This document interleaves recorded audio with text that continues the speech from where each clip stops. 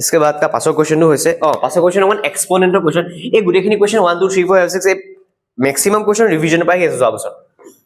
হে বুলি এটো নহয় যে এবাৰ ৰিভিজনৰ পৰা দিব কিন্তু ৰিভিজন ফাৰ্স্ট ইউনিট টেষ্ট যেতিয়া ৰিভিজনৰ পৰা এটা লাৰ্জ এমাউন্ট থাকে এটো ঘুৰিছে এটো হয় কি অপচন বাদ দিও প্ৰথমতে কৰিব কি পাৰ হেতু চাও ইয়াত আমি দেখিছো যে x to the power n x to the power n বাৰে বাৰে আহি আছে এইটো এক্সপোনেন্টৰ ৰুল মতে এই x to the power n + 1 টুক মই এটা বস্তু সৰুতে এক্সপোনেন্টত শিকো যে a to the power m into a to the power n টু হ'ব আমাৰ a to the power m + n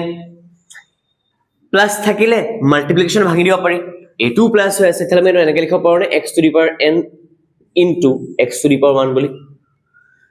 x বুলি লিখি দিছো নহলে খেলিমেল লাগিব x to the power n into x to the power 1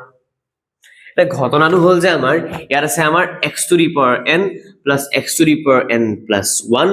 আৰু x to the power n আকৌ লিখি দিলো মই এটোকা ভাঙি দিম এটো হৈছে x টু দি পাৱাৰ 1 এটা মন কৰিবলগীয়া কথাটো হল যে আমাৰ x টু দি পাৱাৰ ইয়াটো ঘুমাই আছে ইয়াটো ঘুমাই আছে ইয়াটো ঘুমাই আছে ওপৰ লাইনটো বা কমন লৈ লব পাৰো x to the power n যদি মই কমন লওঁ ইয়াত গুটে x to the power n তে লৈ লছো ন লৈ লোৱাৰ কাৰণে ইয়াত 1 টা থাকি যায় একোন থাকিলে 1 টা কমন থাকি যায় আৰু x to the power n টো লৈ আহিল থাকি গল অকল x লিখি থলো আৰু তলত already x to the power n টা আছে দেখিছো যে এইটো এটা কেনসেল হৈ যায়ছোন থাকি গল আনসাৰ 1 + x এটা অপচন এটা চাচোন কি আছে অপচন এটা আছে a 1 + x to the power n + 1 b 1 + x c x d0 obviously it answer hello এটা কথাটো হল যে এক্সপোনেন্টৰ ৰুল কিটা আকৌ মনত পেলাব লাগিব এক্সপোনেন্টৰ ৰুল কিটা কি আছিল বেসিক ৰুল কিটা আছিল আমাৰ a to the power m into a to the power n এটা হ'ব a to the power m + n এটো এডিশন ৰুলটো আমাৰ a to the power m আকৌ যদি ডিভাইড থাকে a to the power n বুলি কেনে এনেকৈ দি থোৱা থাকে কেতিয়াবা আকৌ এটো a to the power m divided by a to the power n দি থোৱা থাকে দুইটাৰে আনসাৰ হৈছে a to the power m - m এক নম্বৰ ৰুল দুই নম্বৰ ৰুল তিন নম্বৰ ৰুলটো আমাৰ হ'ব পাৰে যে a to the power m whole to the power n মানে পাৱাৰৰ ওপৰত power it will be a to the power m n তাৰপিছত আৰু ইম্পৰ্টেন্ট কথা এটা ক'ব পাৰে যে a to the power - m কি হয় এটো হয় 1/a হৈ যায় m টো পজিটিভ হৈ যায় কোনবা এনেকেও লিখে কোনবাই এনেকেও লিখি থয় সেম বস্তু 1 ৰ ওপৰত m মানে এটো এটো এটা কথা আছে না যে a b whole to the power m এটো কি হৈ যায় a to the power m হৈ যায় b to the power m হৈ যায় a by b whole to the power m এটো কি হৈ যায় a ৰ ওপৰতো m পাৱাৰ লাগি যায় b ৰ ওপৰতো m পাৱাৰ লাগি যায় এইটো হেতু লেখাব এই যে সামথিং ওপৰত দুটা বস্তু আছে তাৰ ওপৰত পাৱাৰটা আছে 1 টু দি পাৱাৰ m আমি সবে জানো যে 1 ৰ ওপৰত j পাৱাৰ না লাগাও পজিটিভ লাগাও নেগেটিভ লাগাও j না লাগাও 0 লাগি যাওক লাগিলে আনসাৰ 1 এ আহিব আৰু তলত a to the power m এটা আছে answer 1/a to the power m তাৰ পৰা আমাৰ পামগে যে আমি হেৰি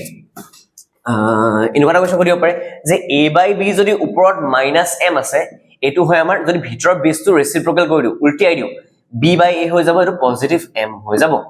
বাকি আমাৰ আৰু কোৱেশ্চন থাকিলে কিবা এটো নাই আৰু আৰু মাইনাসৰ ওপৰত যদি ইভেন পাৱাৰ থাকে ইভেন মানে minus to the power something নাম্বাৰতে থাকিব যদি m টো ইভেন হয় m ইভেন আনসাৰটো কিন্তু পজিটিভ হল লাভ যেনেকৈ for example -2 to the power 88 যেনিবা আনসাৰটো 2 টু দি পাৱাৰ 88 কি হয় না জানো কিন্তু যিয়ে নহওক মাইনাসৰ ওপৰত ইভেন পাৱাৰ আছে আনসাৰটো পজিটিভ হল লাভ আকৌ যেনিবা -2 টু দি পাৱাৰ 103 আছে 103 ইজ অড নাম্বাৰ ন অড নাম্বাৰ থকা কাৰণে আনসাৰটো মাইনাসত আহে ইভেন থাকিলে পজিটিভত আহে আৰু মাইনাসৰ ওপৰত যদি অড নাম্বাৰ পাৱাৰ আহে এটো হ'ব আমাৰ নেগেটিভ আনসাৰ তাৰপিছত কেতিয়াবা আউটকাম বস্তু জানি থব লাগে আউটকাম বস্তু কি জানি থব লাগে যে root over meaning to হৈছে to the power half যেনেকে square root 9 আছে আমি আনসাৰটো পাম 9 to the power 1/2 আৰু কিছুমান কি হল আমাৰ ধৰা এনেকুৱা cube root of 27 থাকে ন ইয়াৰ মিনিং টো হৈছে 27 ওপৰত 1/3 এটো cube root বুলি কয় to the power 1/3 এটো square root বুলি কয় to the power 1/2 বাকি হেখিনি আৰু বাকি যদি কোবাত এনেকা থাকে যে n